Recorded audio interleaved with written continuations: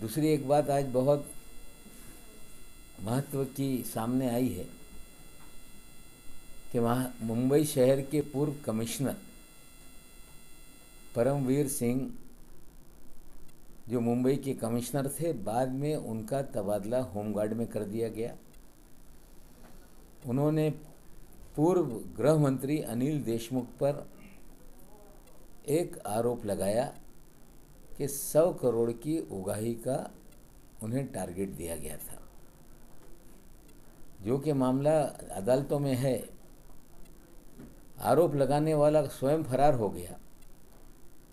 वजह के नाम से आरोप लगाया गया। वजह कह रहा है कि इस तरह की कोई बात मेरे पास बताने के लिए नहीं। स्वयं परमवीर सिंह जी ने चांदीवाल कमीशन के सामने कोई भी हमारे पास दस्तावेज नहीं या कोई प्रूफ नहीं जो हम सिद्ध कर पाएँ। फिर भी अनिल देशमुख जी को सीबीआई ने, ईडी ने मामले में उलझाकर उन्हें गिरफ्तार किया हुआ है। न्यायालयीन लड़ाई है, लड़ी जाएगी। वे निर्दोष हैं, हम साबित करेंगे। लेकिन जिस कमिश्नर के आरोप पर ये कार्रवाई शुरू हुई, वे स्वयं मई महीने से फरार हो गया। पुलिस लगातार उन्हें खोज रही थी। सम्मन चांदीवाल कमीशन से जारी हो रहा था, पुलिस की तरफ से जारी हो रहा था। 5 मामले उन पे दर्ज हुए। एक मामला गोरेगांव में उगाही का, दूसरा मरीन ड्राइव पुलिस स्टेशन में उगाही का, कोपरी में थाने नगर पुलिस स्टेशन, बाजारपेट पुलिस स्टेशन, 4 उगाही के मामले उन पे दर्ज हुए हैं। एक अपने जूनियर को प्रताड़ित करने का मामला दर्ज हुआ है। और ये सारे मामले होने के बावजूद वो देश में कहीं छुपे हुए थे, वो उन्हें ही पता है। आज वे आ रहे हैं पुलिस के सामने। लेकिन वे कब आए? जब मुंबई पुलिस ने, महाराष्ट्र पुलिस ने उन्हें भगौड़ा घोषित करने का काम किया। उनकी संपत्ति क्रुक करने तक मामला पहुंच गया। उसके बाद वे सुप्रीम कोर्ट गए और कहने लगे कि मेरी जान को मुंबई पुलिस से खतरा है। कोई कमिश्नर को, जो उसका अगवा रह चुका हो, उसे उसकी जान को खतरा हो सकता है। ये बहुत ही आश्चर्यजनक बात है। सुप्रीम कोर्ट में उन्होंने कहा है कि मुझे गिरफ्तार ना किया जाए। लेकिन कोई कितना भी बड़ा व्यक्ति हो, अगर गुनहगार होगा तो गिरफ्तारी होगी। अगर कोई कानूनी अड़चन है तो निश्चित रूप से सरकार उसे दूर करने का काम करेगी। एफिडेविट ला रहे हैं, माँ का भी दोहरा पहचान उन्होंने बना कर रखा, बहन की दोहरी पहचान है। और स्वयं समीर वानखेड़े की भी डुअल आइडेंटिटी बना के रखकर उन्होंने पूरे लोगों को धोखा देने का काम किया, फर्जीवाड़ा रचने का काम किया। जीवन में मुसलमान बने रहे। सरकारी नौकरी हासिल करने के लिए कागज में हेरा फेरी करके शेड्यूल कास्ट का सर्टिफिकेट बनाया, सरकारी नौकरी हासिल की, एडमिशन में लाभ लिया।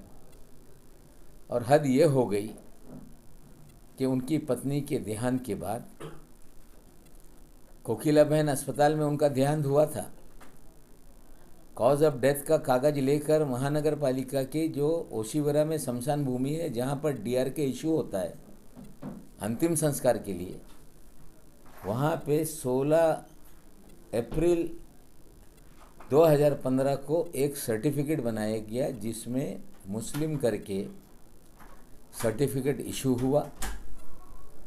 वो सर्टिफिकेट लेकर ओशिवरा वेलफेयर मुस्लिम कब्रिस्तान जोगेश्वरी वेस्ट में उनका अंतिम संस्कार मुस्लिम रिचुअल के हिसाब से किया गया। स्वयं समीर वानखेड़े ये कहते रहे हैं कि मैं अपनी माँ के कब्र पे जाता हूँ तो मेरी लोग पीछा करने का काम करते हैं। और आश्चर्यजनक बात यह है कि एक दिन बाद 16 अप्रैल 2015 को फिर डेथ सर्टिफिकेट बनवाया गया, जो हिंदू लिख कर डेथ सर्टिफिकेट बनाया गया। ये दोहरी पहचान का और एक मामला सामने आया है, फर्जीवाड़ा सामने आया है कि जीते जी तो लोगों ने फर्जीवाड़ा किया, लेकिन एक महिला के देहांत के बाद भी उन्होंने फर्जीवाड़ा छोड़ा नहीं। अंतिम संस्कार के लिए एक अलग सर्टिफिकेट बनवाया और सरकारी रिकॉर्ड पर चीज़ें सामने रखने के लिए दूसरा सर्टिफिकेट बनाया ताकि उनकी संपत्ति मिले। नौकरी शेड्यूल कास्ट की हिंदू बनकर ली थी, वहाँ पे कागजात दाखिल करना है तो वो दाखिल करना पड़े। इनके फर्जीवाड़े का और एक सबूत हमने लोगों के सामने रखा है। निश्चित रूप से आज कोर्ट में जिस तरह से सिंगल बेंच का ऑर्डर आया था, उस ऑर्डर के खिलाफ वो डबल बेंच में गए। हमारे भी वकील वहाँ हैं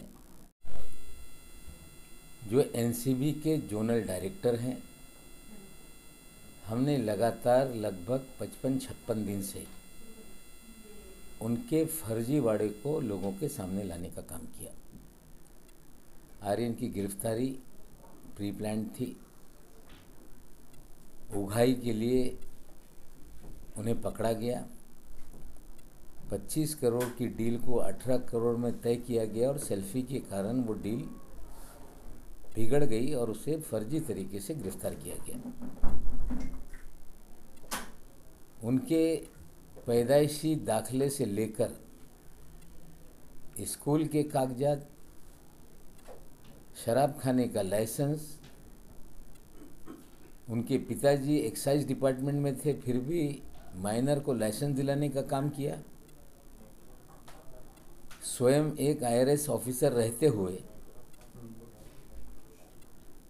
शराब खाने का कंडक्टिंग लाइसेंस होते हुए वो भी सच्चाई उन्होंने छुपाई। अभी तक ये चीज़ें हमने सामने लाई थी और आज एक नई जानकारी लोगों के सामने हम ला रहे हैं कि ज्ञानदेव उर्फ दाऊद वानखेड़े, उनकी पत्नी का जब देहांत हुआ 16 अप्रैल 2015 में, उससे पहले जिस तरह से हाई कोर्ट में डिफेमेशन का केस डाला, उसमें उन्होंने एक अपनी लेट पत्नी का एफिडेविट दिया है जो 6 फरवरी 2002 को बना था, जिसमें वो कहते हैं कि मेरी पत्नी ने हिंदू धर्म स्वीकार किया है। वो एफिडेविट मैं आपको शेयर कर रहा हूँ। हम आपको बता दें कि देश में महाराष्ट्र में धर्म परिवर्तन करने के लिए कोई एक एफिडेविट ही ये कोई दस्तावेज नहीं होता।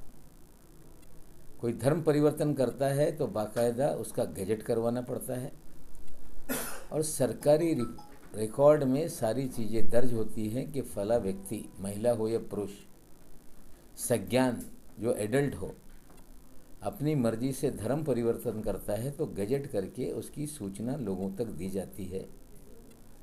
इस केस में इस तरह का कोई मामला उन्होंने सामने या प्रूफ नहीं लाया है।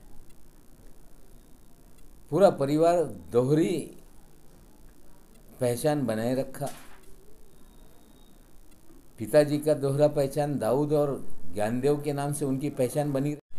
थाने के कमिश्नर रहते हुए उन्होंने उगाही का मामला किया। मुकदमे दर्ज हैं, कार्रवाई शुरू हुई है, न्यायालयीन लड़ाई है, वो भी सरकार लड़ेगी। लेकिन भगोड़ा घोषित करने से पहले वे नहीं सामने आए, ये सच्चाई है। आज सामने आए हैं। निश्चित रूप से पुलिस न्यायालयीन लड़ाई जो होगी वो भी लड़ेगी और उन्होंने जो काली करतूतें की हैं निश्चित रूप से उनके खिलाफ कार्रवाई होगी। कल एक और फैसला कैबिनेट ने लिया। केंद्र की सरकार के कृषि कानूनों को रिपील करने का निर्णय कैबिनेट ने लिया है। साथ ही साथ एक और निर्णय केंद्र की सरकार ने लिया, जो प्रधानमंत्री गरीब कल्याण अन्न योजना है, जो कोविड के समय से इस देश में शुरू हुई, उसकी मुद्दत मार्च 2022 तक बढ़ाने का फैसला केंद्र की सरकार ने लिया है। निश्चित रूप से जो भी फैसले सरकार ले रही है, चाहे पेट्रोलियम प्रोडक्ट के एक्साइज कम करने का फैसला हो, चाहे 3 कृषि कानूनों को वापस करने का फैसला हो, चाहे मुफ्त में राशन मार्च के आखिर तक बांटने का हो। आप लोगों को पता है कि फरवरी मार्च में देश में 5 राज्यों में चुनाव होने वाले हैं और चुनाव की हार के डर से ये सारे फैसले लिए जा रहे हैं।